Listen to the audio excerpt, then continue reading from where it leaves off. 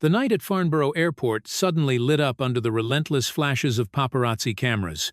In that chaotic moment, Queen Camilla was seen quietly boarding her private jet, her face etched with tension, her eyes darting restlessly as though desperate to avoid the piercing gaze of the public. No official statement was released, no explanation from Buckingham Palace. Everything unfolded in silence, leaving behind a storm of unanswered questions. Why was the Queen leaving Britain in the dead of night? And more importantly, what had truly transpired at Ray Mill House, the private estate in Wiltshire, long regarded as her sanctuary of peace? That peace, however, seemed shattered. Leaked sources delivered a shocking claim. King Charles's medication had been mysteriously tampered with. Was this a serious medical mishap, or the unmistakable trace of a calculating hand pulling strings behind the curtain of power? At a time when the king's health remains one of the nation's most sensitive matters, this revelation landed like a bombshell, shaking the very foundations of public trust in the monarchy. And Camilla's sudden departure only deepened the intrigue. Was she merely the victim of a grave misunderstanding, forced into retreat to avoid a media firestorm? Or was she concealing a far more elaborate move, a hidden gambit yet to be revealed? Which version of events rings true behind the Queen's controversial exit? On the night of September 14th, at precisely 9:30 p.m., the quiet calm around Ray Mill House was violently broken. Beams of torchlight sliced through the darkness, mingled with hurried footsteps from a cluster of journalists and an independent investigative team converging on the property. Once Camilla's private haven away from prying eyes, the estate became the epicenter of a discovery, so explosive it threatened to shake the monarchy to its core. At first glance, the neatly stacked boxes of medication in the cabinet appeared harmless. But upon closer inspection, the chilling truth emerged. Reporters uncovered that several boxes of leuprorelin, a drug widely used in prostate cancer treatment, had been replaced with cyproterone acetate, an entirely different compound commonly prescribed for hormone-related conditions. Administered incorrectly, particularly in elderly patients, cyproterone acetate can trigger devastating complications: immune suppression, liver damage, even full systemic collapse. The immediate question was unavoidable. How could such a dangerous switch occur within what should be one of the most secure environments in the kingdom, the private residence of a senior royal? Was this merely a catastrophic oversight in medical handling, or evidence of a deliberate and sinister manipulation? According to data released by the UK's National Health Service, just a 50 milligrams dosage of cyproterone acetate administered improperly over several weeks could gravely compromise a patient's immune system. Placed in the context of King Charles, a man in his 70s, rumored to be undergoing treatment for prostate cancer, the risk was magnified tenfold. A single misstep could imperil his health, and for the head of the realm, that would mean nothing short of a succession crisis. Footage captured that night revealed a flurry of urgency. One member of the investigative team, speaking on condition of anonymity, was heard exclaiming upon seeing the medication boxes, "This cannot be an accident. The substitution is far too deliberate, far too calculated." His words poured fuel on an already combustible situation, turning the discovery into a true information bombshell. For the public, this was no longer a private family matter. It instantly became a searing national question of medical security, trust, and transparency. Who had access to these drugs? Who might have had the motive to harm or manipulate the king's health? And why, above all, was the evidence uncovered at Ray Mill House, Camilla's own private sanctuary, a place accessible only to her closest circle? From a media perspective, the event detonated like a hurricane. Major newspapers rushed to prepare front-page investigations, while on social media, theories and conspiracies multiplied at lightning speed. Some insisted this was an orchestrated effort to weaken Charles and hasten a transition of power. Others suspected Camilla's involvement, directly or indirectly, suggesting she may have known, or worse, concealed, something all along. The truth is this: simply the revelation of that discovery has shaken the monarchy to its core. A dynasty already battered by scandals and reputational blows now faces a fresh crisis of confidence. Without swift and transparent answers, Suspicion will not stop at Camilla. It will spread through the very structure of royal power. When this truth came to light, it was not only the king's health that was put at risk, but the monarchy's standing that was dragged toward the abyss. That was the blunt conclusion of a political analyst asked about the case. It summed up the public's greatest fear, that behind the gilded walls and pomp, the royal family might be hiding a brutal internal struggle where a king's health can be exploited like a pawn on a board of power. That is precisely what makes the Ray Milhouse finding more than a medical story. It becomes a historic turning point. It hints at covert schemes, invisible hands pulling strings from the shadows, and it poses a stark question to the people of Britain. Can they still trust their monarchy after what has been exposed? On the morning of September 15, at exactly 7:45 a.m., the usually quiet atmosphere of Buckingham Palace was ripped apart by an urgent report. The king's private physician, a man not given to visible emotion, entered the room looking pale. In his hand was a thick medical file, topped by the latest test results. His voice trembled but was resolute. "Your Majesty, we have found abnormalities in the health markers.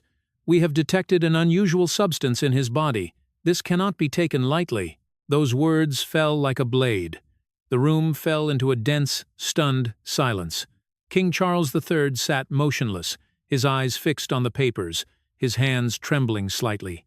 In all his years on the throne he had faced countless pressures, but never had his own mortality been placed so starkly on the scale. He turned to his aides, anxious but decisive. "Have every medication in the palace checked, from the main stores to the bottles in daily use. I want to know exactly what has been put into my body."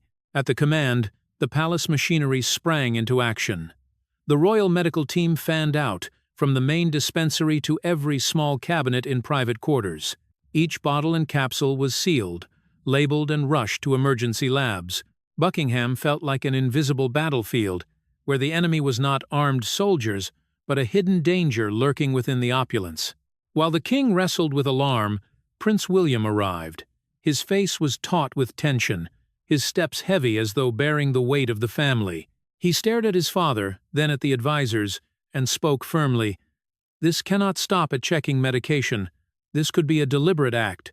I demand a full official investigation now. No one, including those within these walls, is exempt from scrutiny." William's words ratcheted the tension higher. Suspicion flickered among officials and aides. Everyone understood that once an official probe is opened, there is no room for concealment or preferential treatment. It was a drastic but necessary step to protect the throne and the monarchy's honor. Meanwhile, from across the Atlantic, Prince Harry issued a furious message. Though not in Britain, he had been following events closely from the United States. His words were relayed to Buckingham via an advisor. "My father's safety must not be taken lightly. Whoever is hiding this, whoever is exploiting his vulnerability, will pay. I do not care who they are or which side they are on." That message was like a spark tossed into a barrel of fire. William and Harry, long estranged by years of family turmoil, suddenly found themselves, if only for a moment, on the same side. William, the heir to the throne, demanded action inside the palace. Harry, though far away, sounded the alarm from across the Atlantic. Together, they exerted pressure unlike anything the monarchy's protective walls had ever endured. The atmosphere was suffocating. King Charles sat in silence, deep lines etched across his brow. A nameless fear rose within him, not just of illness, but of betrayal in the very place that was supposed to keep him safe. He looked at his eldest son and gave a faint nod. It was both permission and surrender, surrendering the truth to be uncovered, no matter the cost. An emergency council was called. Doctors, security advisors, and trusted aides were summoned to report every detail. The king's medical schedule, the list of those with access to him, even the smallest suspicious activity from recent months. Nothing was dismissed as trivial. In those tense hours, Buckingham Palace no longer stood as a symbol of pride and stability. It had become a sealed box, where every glance carried suspicion. Everyone understood that even the tiniest clue could confirm the unthinkable, that a conspiracy was being cultivated from within. Yet, as the palace turned inward, one figure chose a startlingly different path. Queen Camilla, once regarded as Charles's pillar of strength, made a move that stunned everyone. While the royal household poured its energy into internal investigation, Camilla quietly slipped out of the palace, heading to an undisclosed location. The press caught only fleeting images of her motorcade speeding away under tight escort. No one knew her destination. No statement was given. Her sudden absence unleashed a storm of speculation. Was Camilla simply trying to escape the storm, or did she know something the rest of the palace had yet to grasp? Was there another secret, beyond their control, that only she held? Her departure shifted the story from a health scare to a shadowy chess match. On one side, Buckingham locked in crisis, hunting for answers. On the other, Camilla, moving in silence, as if preparing for something greater. The audience could not look away. Every passing minute, every decision carried the power to alter the fate of a dynasty. And the burning question lingered. Was Buckingham truly seeking the hand behind the plot, or were they, unknowingly, opening a door to an even darker tragedy, with Camilla as the key? That night, London lay under a blanket of cold mist, but at Farnborough Airport the flashes of cameras turned the runway into a blinding stage. At 10:15 p.m., on September 15, every lens pointed to one figure, Queen Camilla. She emerged in a long black coat, her face layered with heavy makeup that could not mask her tension. Close guards hurried beside her, eyes sharp, blocking reporters from pressing closer. Journalists, who had waited for hours, shouted over one another, "Your Majesty, why are you leaving the country tonight? Is this about the king's medicine? Did you know about the swapped drugs?" Camilla did not answer. Head lowered, she walked quickly toward a private jet's secluded entrance. Yet her silence itself fanned the flames of rumor more than any words could have. Within minutes, the Daily Mail ran its headline, "The Queen Consort Flees." The word flees did more than describe her departure. It suggested cowardice, guilt, a desperate evasion of truth. That single word spread like wildfire across social media. Twitter exploded with reactions. "She knows something we don't. Dark Queen, the shadows closing in on the monarchy. This woman has long brought disaster, and now she runs like a criminal." The image of Camilla rushing up the steps of the plane, her frail figure framed in the pale yellow light, has become a symbol of suspicion. She no longer appeared as a queen standing by her king, but as a woman forced into defense, choosing silence over facing the public. The cameras kept flashing, capturing her every move. Each step she took seemed like a blade cutting into the already fragile trust of the people. Onlookers could not help but wonder, if Camilla truly had nothing to hide, why would she leave at the very height of the crisis?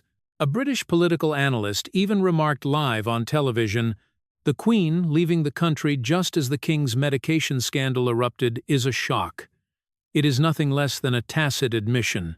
This could be the deepest fracture in the royal family since the death of Princess Diana. Meanwhile, across online forums, the phrase, "the Dark Queen," became a trending hashtag. Anger soon gave way to chilling speculation. Was Camilla involved in switching the king's medication? Was she the hidden hand pulling strings to manipulate the destiny of the crown?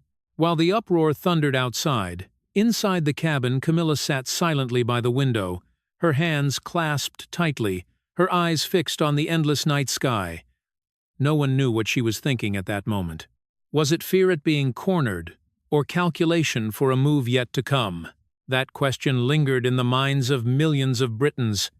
For when a royal chooses to flee rather than face the storm, the public inevitably believes there is something to conceal. And then came the cutting line, striking through the fog of mystery. So, did Camilla leave out of fear of public outrage? Or because she knows the truth is even darker? It was not just a question for the viewers, but a challenge to the entire British monarchy. For when shadows descend, every silence can be read as guilt. And in leaving Britain, Camilla unwittingly made herself the epicenter of a storm no one could stop. In this thickening atmosphere of suspicion and outrage, one question began to echo from newsrooms, front pages, and even the pubs where ordinary Britons gathered to talk. Was Camilla's sudden downfall simply the result of a personal mistake, or was there an unseen hand orchestrating it all? The truth that someone as powerful as Queen Camilla, who had once succeeded in transforming herself from a despised mistress into the lawful Queen of England, could so suddenly be cast aside, is difficult to accept if the only explanation lies in a single sapphire ring. Political and royal watchers quickly raised a darker suspicion. Was this the product of a calculated takedown, engineered by those who had always seen Camilla as a thorn in the monarchy's side? To grasp this tangled web, one must look back at the history of bitter conflict between Camilla and key members of the royal family. First is Prince William, eldest son of Princess Diana. For William, Camilla has never truly been a stepmother.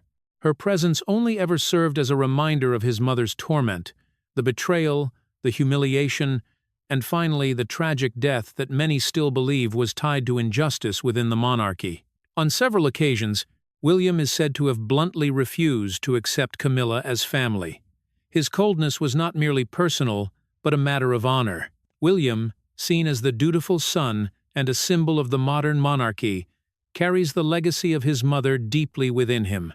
And in that legacy, Camilla's name is inseparable from pain. That is why, when the scandal of King Charles's altered medication erupted, the public gaze fell on William. Many believed he had every motive to see Camilla cornered or, at the very least, no reason to intervene if others sought to bring her down. No less significant is Princess Anne, the king's sister. Known for her bluntness, toughness, and unyielding loyalty to royal tradition, Anne never hid her disdain for Camilla's elevation to queen. To Anne, Camilla has always been a shameful shadow in the family's history, unworthy of stepping into a role once held by a global icon like Princess Diana. In private meetings, Anne repeatedly opposed giving Camilla more power or status. It is even said that she once told Charles outright, "Camilla will bring chaos, not stability." So now, in the midst of this crisis, people are left to ask, did Anne's hand play any part in pushing Camilla into this spiral with no escape? The public has reason to wonder, for Anne is one of the few royals with both the will and the authority to do so. The first theory, which many experts find plausible, casts Camilla not as a victim, but as the active orchestrator. For years, rumors have whispered that she constantly sought to manipulate Charles, particularly regarding his health. At 76, Charles faces a host of physical challenges, from heart issues to cancer risks. Secret medical visits, highly classified prescriptions, and discreet treatment schedules have fueled public speculation. Who really controls this process? Time and again, the answer that surfaces is Camilla.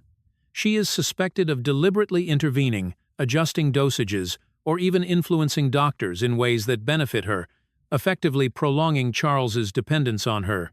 A recent medical report from Oxford University noted that improper dosing of certain cancer medications can backfire, not only worsening the condition but also triggering mental complications such as anxiety, paranoia, and loss of behavioral control. If Camilla did intervene, Charles's occasional blank stares in public or sudden outbursts could be direct consequences. In this scenario, the sapphire ring scandal is not the cause but the tipping point, exposing a truth. Camilla's ambition and lack of restraint had spiraled out of control. Yet the second theory paints an entirely different picture. Rather than a manipulator, Camilla may have been the victim of a meticulously planned scheme. Consider the timing of the scandal. Precisely when Charles's health had become the most sensitive issue in the royal family. In such circumstances, any news implicating Camilla would immediately trigger a domino effect, undermining her position and casting doubt on Charles's ability to rule. Some commentators in The Guardian pointed out how quickly the scandal erupted, how uniformly the information appeared, and how it bore the hallmarks of a premeditated media campaign. Within hours of the Farnborough Airport photo of Camilla surfacing, hundreds of Twitter accounts simultaneously posted the phrase, "The Dark Queen." Social media analysts traced many of these accounts back to creations just days earlier. This raises the suspicion that a powerful faction was deliberately shaping public opinion to brand Camilla as guilty, force her into exile, and clear the way for someone else to assume influence. Viewed closely, the affair resembles a political trap designed to strike at Camilla's most vulnerable point, her reputation. For decades, the public has labeled her the third party, and the woman who destroys families. Every effort to rebuild her image since ascending to queen has never fully succeeded. Therefore, even an incident as seemingly minor as the sapphire ring scandal could undo all of her progress in an instant. This lends credibility to the notion that a hidden hand orchestrated the events. The question remains, who holds that hand? Could it be William, seeking to protect his mother's legacy? Anne, who has always viewed Camilla as an intruder? Or another faction within the royal family, silent for years but now seizing the opportune moment? Notably, throughout the crisis, Charles appeared to take no decisive action to defend Camilla. His appearances were scarce, statements vague, and questions deftly avoided. This only reinforced public perception of an unbridgeable gap between them. Some experts go further, suggesting that Charles's silence is evidence he knew precisely what was happening but felt compelled to allow it to preserve the throne. If true, Camilla becomes little more than a pawn on the chessboard of power, sacrificed by the very husband to whom she had devoted her life. No matter which theory holds true, one thing is certain. This affair has opened a dark new chapter for the British monarchy. Public anger has extended far beyond Camilla herself, spreading to the institution as a whole.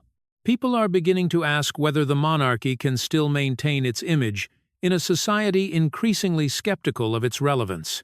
In the latest opinion polls, support for the royal family has plummeted, while calls for reform or even the abolition of the monarchy have risen sharply.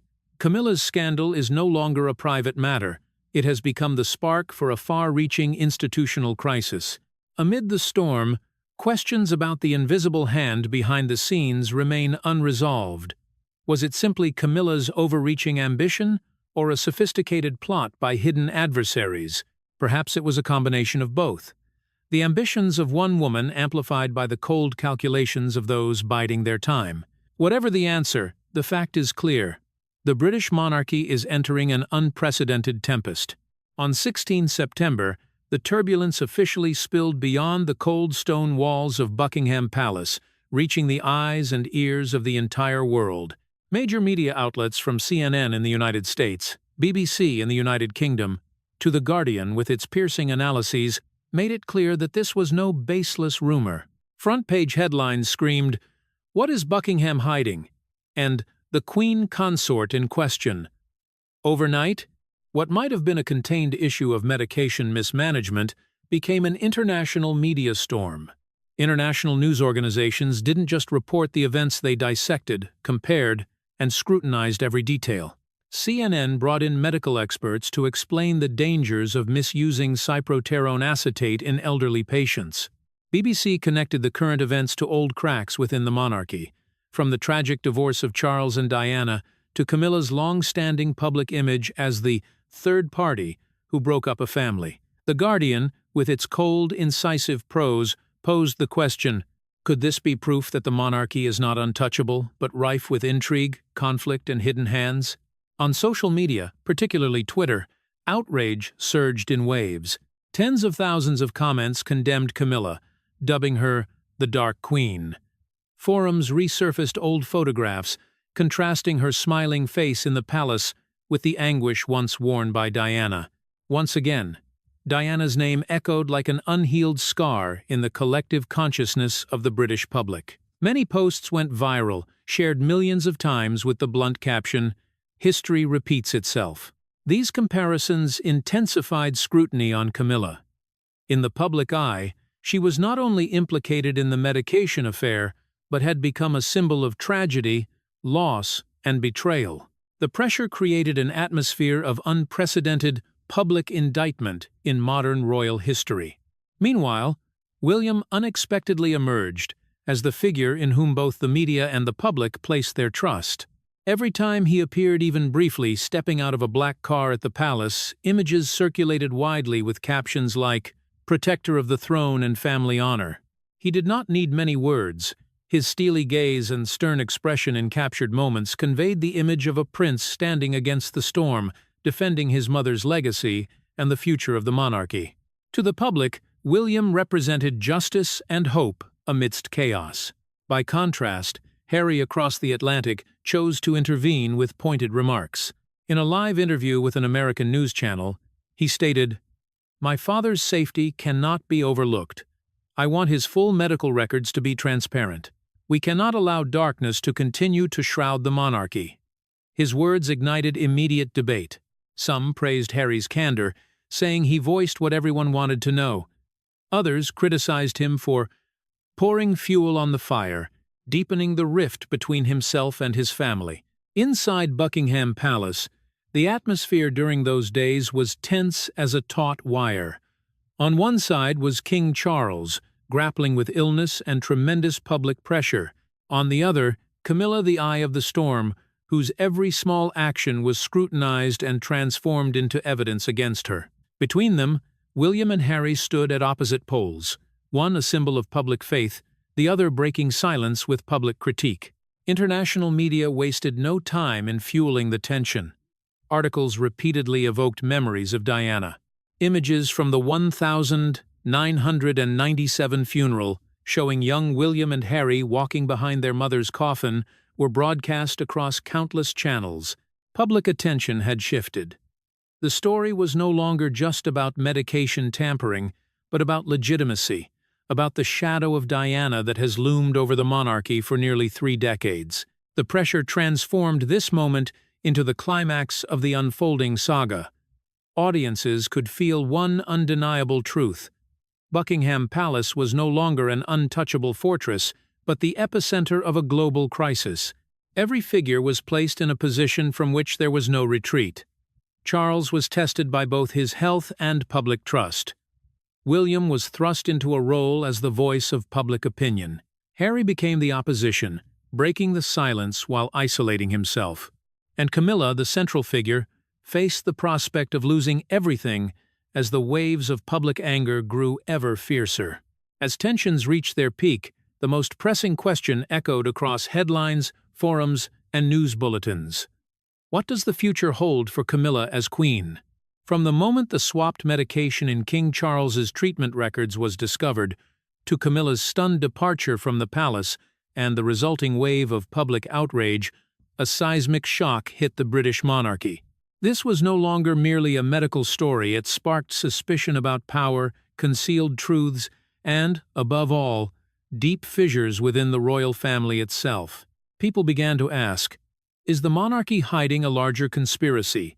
Is what the public sees only the tip of the iceberg? With international press reviving tragic memories of Princess Diana, Camilla once again became the target of scrutiny. For many, she was no longer queen, but a symbol of division and betrayal.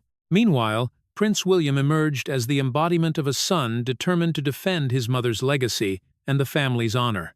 In contrast, Prince Harry demanded full transparency of his father's medical records, further inflaming public debate. Between these opposing currents, King Charles appeared as a symbol of vulnerability, both a victim and the focal point of an ongoing, seemingly unending crisis. And at the end, a haunting question lingered. Was Camilla truly complicit in this affair, or merely an unwitting pawn caught in the ruthless game of royal power? If she is innocent, who is orchestrating it all? If she is guilty, how much longer can she hold the throne? We want to hear your thoughts. Is Camilla a victim or a mastermind? Is this the final chapter for her, or merely the beginning of a larger scheme? Leave a comment and share your perspective.